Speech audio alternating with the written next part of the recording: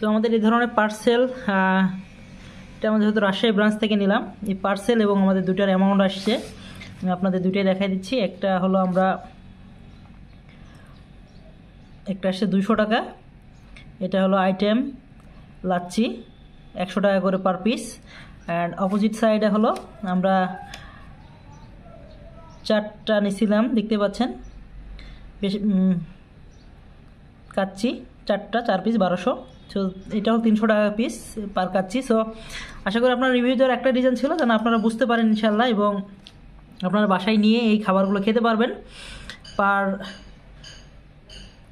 এই ধরনের প্যাকেট 300 টাকা করে পড়বে ইনশাল্লাহ। সো ধন্যবাদ সবাইকে, আশা করি আপনাদের ভালো লাগবে।